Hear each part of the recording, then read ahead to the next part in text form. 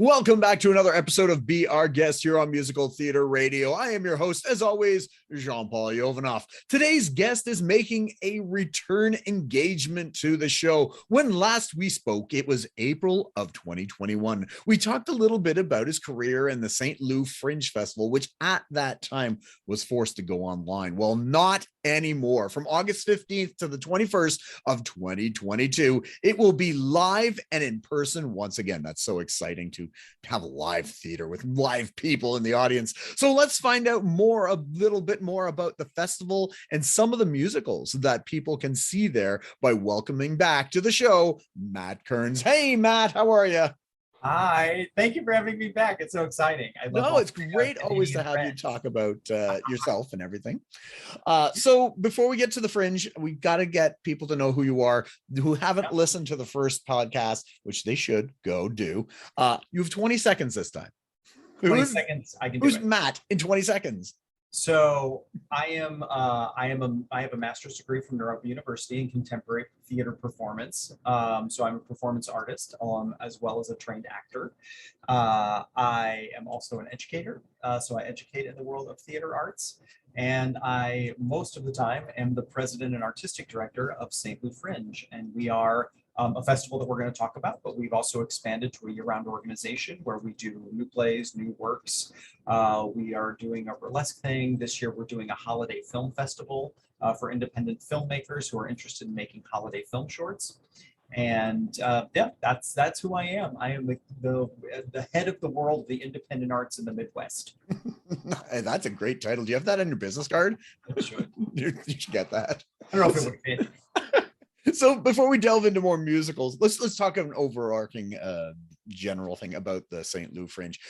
Just how long has it been around, and about this season and how exciting it is. So there's lots to be proud of. We're 11 years old this year. We have made over 400 pieces of work in our history.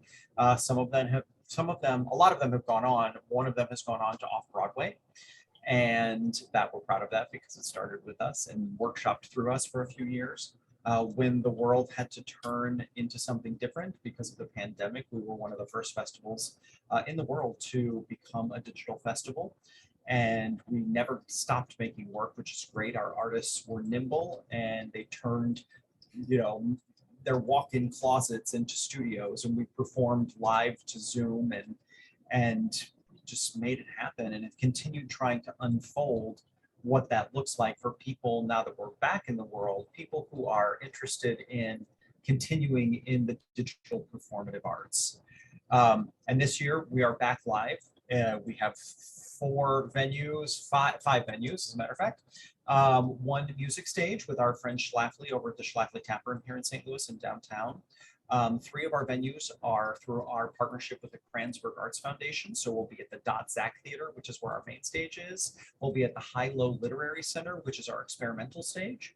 And we'll be at the Marcel Black Box Theater, which is our very kind of traditional theater work, like Confessions of a Nightingale, which is a one-man play about Tennessee Williams, where Tennessee Williams talks about his life and times.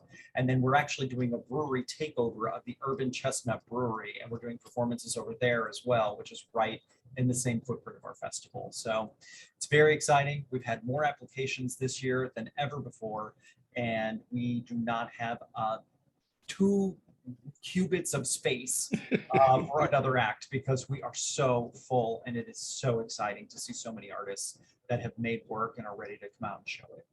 Just with everything that's been going on for the last couple of years, people are just clamoring to see something live and get out there again. So that's my husband and I just ran up to the Kansas City Fringe to see some of their work, and there wasn't a seat in any of the houses. It was so full. Really? Well, that's very cool. Well, congratulations to them, and I'm looking forward to congratulating you in a few weeks when it's done. Thank you. And hearing how it turned out. So let's talk about, since we are Musical Theater Radio, let's talk about some of the musical theater acts that are happening there. Yeah, we're really excited because, through our history, we've had some great opportunities for musicals. Colin Healy launched The Gringo through us, which is a very large hit, and is going to be having development in some other regional theaters. coming up in the next span of time, but that's his news to tell, not mine. And we've had a whole different kind, like different kinds of musicals. This year, I'm excited because Dawn Larson is bringing Granny Fix-It, an Ozark Guide to Healing the Body and Soul. And it's a one-woman musical about the Appalachia women and the Ozark women who are and were and are medicine women of the mountains. And her grandma was one, and so it follows that storyline. And all of the music is original, and it's all done on about 5 different instruments throughout the show, all string instruments that she plays, everything from the banjo to the guitar to the mandolin. And it's really, really quite a lovely and powerful piece. Very cool. Is she local to St. Louis, or is she? So she's not. She grew up in the Ozarks. Mm-hmm. And then she is a professor in North Carolina. Oh. But before she went and did that, she had a production studio in Nashville, and she was in Nashville for a very long time. Yeah, so she's definitely got that sound, and she's got that history, and married it all together into this show that's really pretty cool and exciting. That sounds like fun. It sounds like a fun, interesting show. And being a one-person show it's never easy. Like, and especially it's never easy when you're not local either, just to get people in. But the crowd, the concept sounds like it's going to be fun. And just celebrate those people in humanity who don't get celebrated is really a great thing to do. Exactly. Let's elevate stories that we don't hear every day, which is exactly the mission of the Fringe. Nice. Who else have we got? What other type of musicals? So then we have another cabaret show of a very different ilk. So this is a cabaret show with several singers, but it's headed up and starring Kanemu Menu Ra. And Kanemu writes shows about love. So this is based, it's semi-autobiographical, it's a trilogy. So each night you can come to one of the 3 shows during the Fringe. Huh. That's Origins of Love, and what are the other 2? I don't have them in front of me. So each night is a different show. Origins of Love, The Miseducation of Dr. K, Simple Love / Unperfect Actor, and Extraordinary. You can see all of those shows under the auspices, I made that word up, I think, of 3 Stages of Love, starring Kanemu Menu Ra and company. That is a very cool concept. Totally. So he's St. Louis native, moved to Chicago, performs a lot at Davenport's, if you're familiar with the Davenport Showlands in Chicago. And it's coming back. He's been to the Fringe several times throughout our history, and we're thrilled to have him back this year. So how does that work for when you have something like that? Now I'm just trying to figure that out. When you have 3 separate shows, but it's one show, but like I think the goal is always to like get people to buy the Fringe pass. Yeah. Where you can see everything, and then you can just go see Kanemu's trilogy, all for the price of $99 for an all-access pass. There, I would be remiss if I didn't say that out loud. Nice. So I think it's great because he really does. He loves to like talk about having love, searching for love, finding it, having love, getting it, and losing love and starting over again. And I think we've all certainly been in that cycle or somewhere in that cycle currently, you know. Yes. Love is pretty universal amongst humans. So yeah. whatever good or bad, wherever or indifferent for those who exactly. What else have we got? I know there's there's 1 or 2 more. So we definitely have coming, which is going to be great, a show that's been on the circuit and is getting rave reviews and winning awards called How to Be an Ethical Slut. And How to Be an Ethical Slut is a cabaret show starring Brooke McCarthy. And it's the ride of your life, as it is described, as an unethical slut penetrates lies, STDs, triads, orgies, and love in her musical journey to becoming an ethical slut. And it comes with a cocktail. Really? So, yes, nice. Yes. Brooke is a bartender, and she has made a drink called the Slut. And when you buy your ticket, you can also go to the bar and buy the slut and drink along with it. Do you know what's in it, or is that a surprise? You have to wait to go. I do. It's a vodka drink. I know that. Okay. Yeah, I have the recipe, and it's going to go out into our social media channels in the next couple weeks. But I think I love that somebody is standing up for sex positivity. I love that somebody is standing up and saying, just because I'm a woman and I have sex doesn't mean that I'm a slut.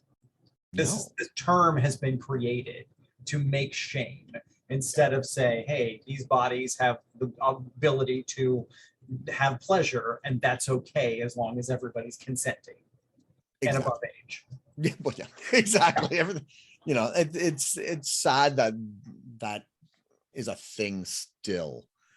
It's a thing still, and it's so fascinating to think about because the title is funny, the description is funny, but it really has a pretty heavy message of like, everybody is a sexual creature by nature of being creatures. Yeah. So why are we trying to shut that down? And what are we trying to turn that into? Or what have we turned that into?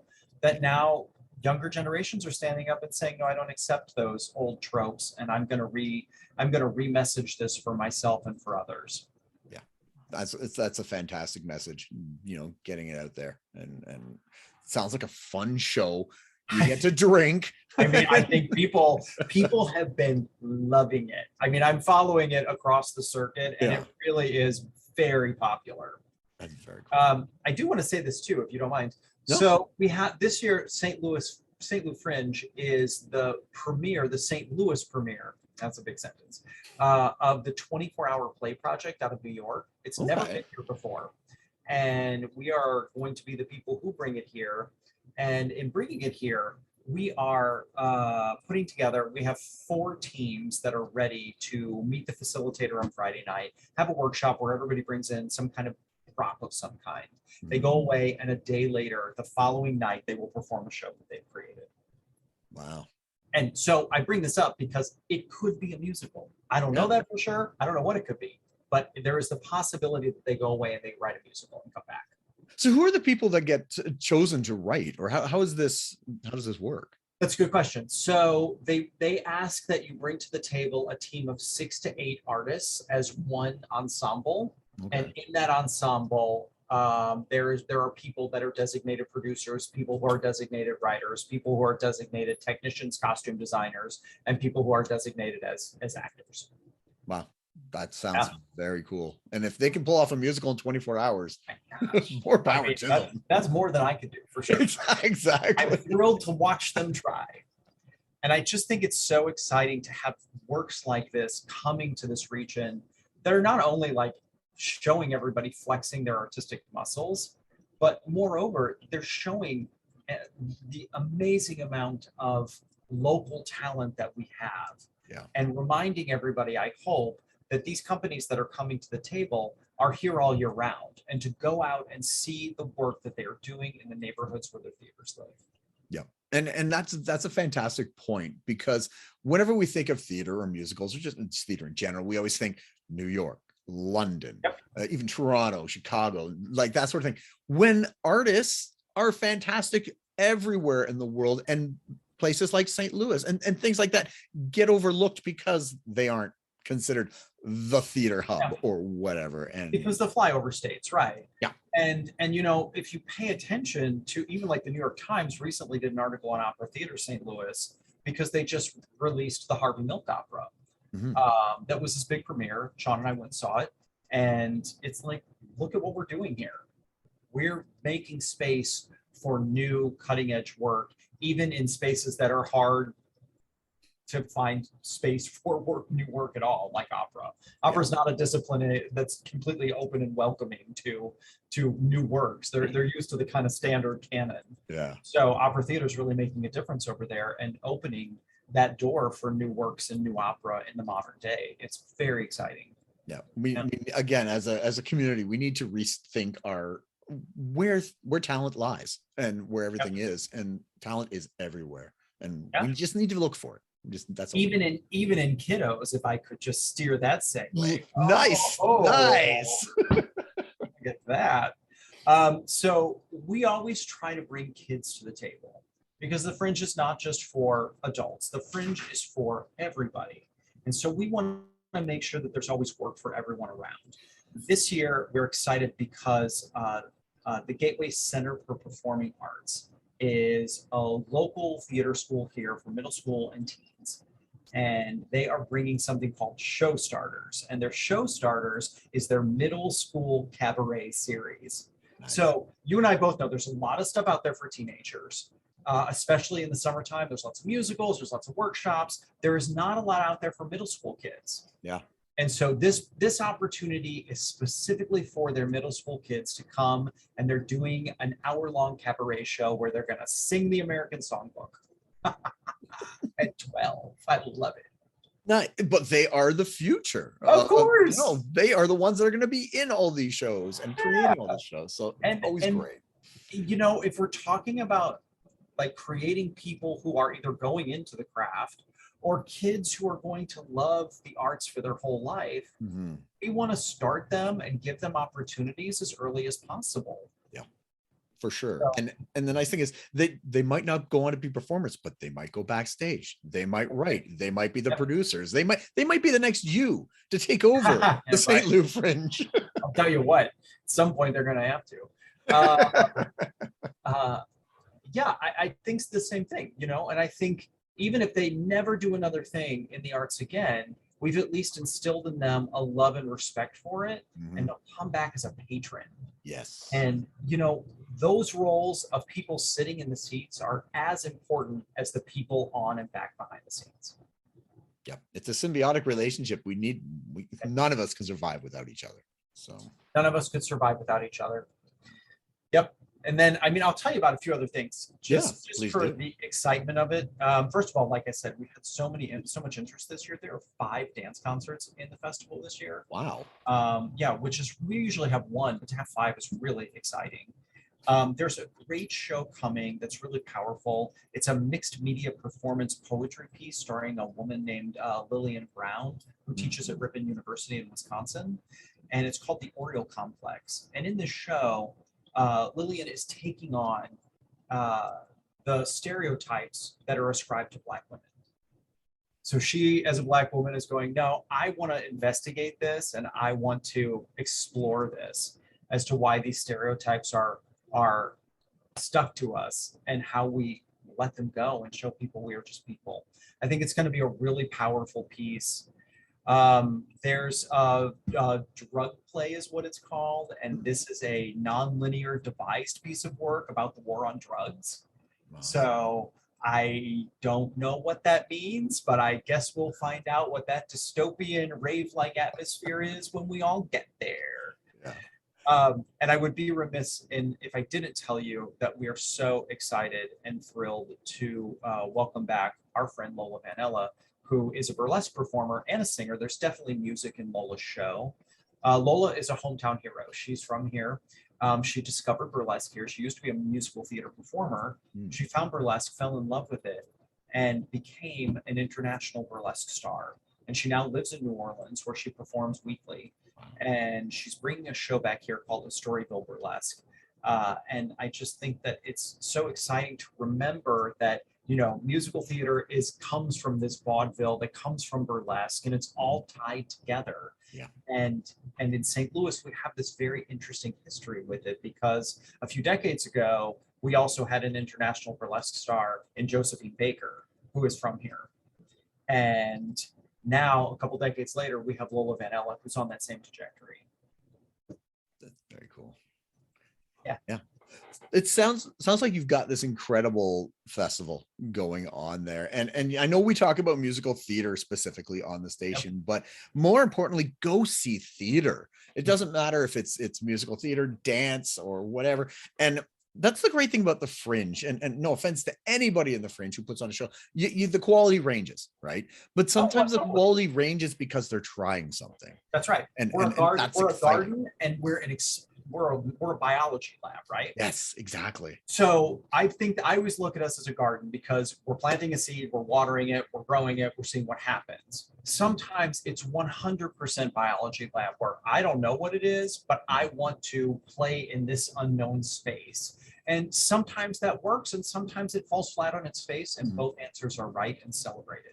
Because Exactly. you've got to have a place for it somewhere. Yes. Yeah. I hear so many times people say, "Oh, that wasn't a great Fringe show," or whatever. I'm like, but they're figuring things out, and it may not be right now, but give it time. Like you said, it's got to grow and figure things You got to out. water it, you got to nurture it, and it takes time to grow these things. If you look at shows, look at something. I always remember the history of Avenue Q. Avenue Q took like what 10 years, I think it was, to get to Broadway. And a lot of those stories have the exact same trajectory. It's a long road of trying it, taking it back. We, as a matter of fact, here in St. Louis, just over at Stages, had the Karate Kid tryout. Oh yeah. So the Karate Kid musical just tried out here. We went and saw it. I think it's great. They're going to take it offline from what they learned here, and they're going to put it back in the studio for a year. And it's not set to open until fall of 2023 on Broadway. So they've got about a year to take it back and recalibrate whatever they feel like needs to be reworked before it goes. That's essentially what happens at the Fringe too. Yep. Across the disciplines. It's just not limited to theater or musical theater. It's everything. And it's super exciting. Super exciting that tryout happened. And now, did you know about the Devil Wears Prada is happening in Chicago right now? Musical The Devil Wears Prada is trying out in Chicago right now. Yes, I've heard about it, and I don't know enough about it because there's just too much. You should research. People are on the TikToks giving their reviews as they're seeing it. Yeah.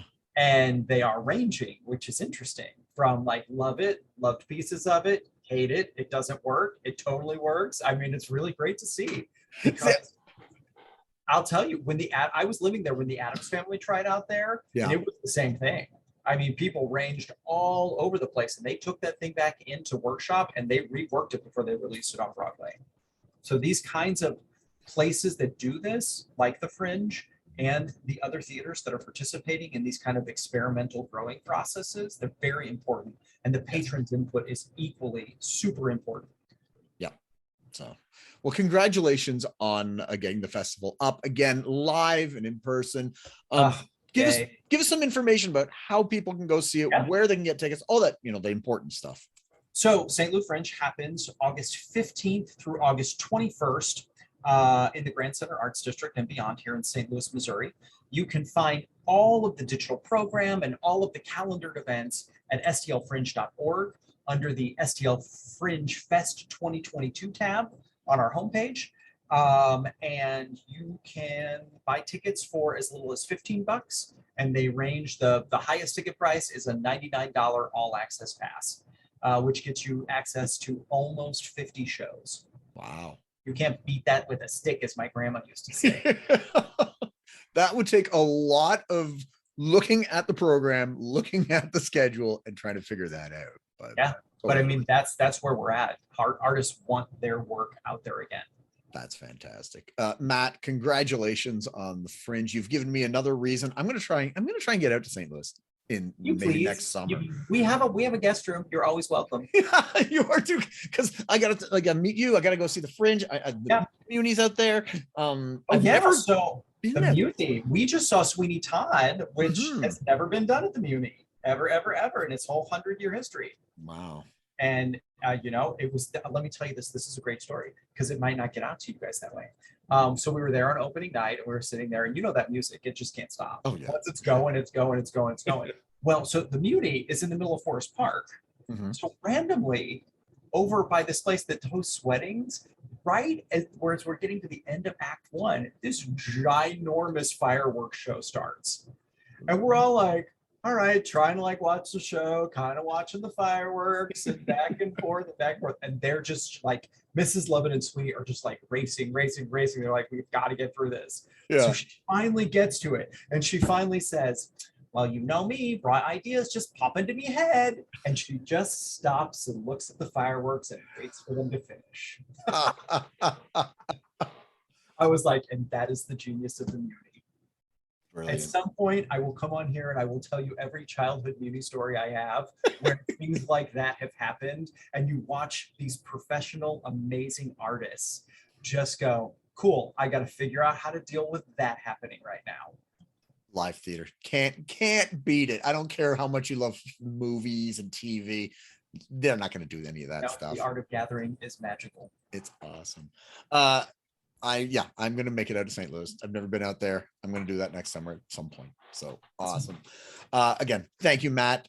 Congratulations, and break a leg with the festival this year. I'm at the Fringe. See you there. Awesome. All right. We were just speaking with Matt Kerns, who's in charge of the St. Louis Fringe Festival, which is going on August 15th to the 21st of 2022. Tune in next week as we'll be speaking with another guest or guest about their life, love, and passion that is musical theater. I am your host, as always, Jean-Paul Jovanov. And until next time, I'll see you when I see you.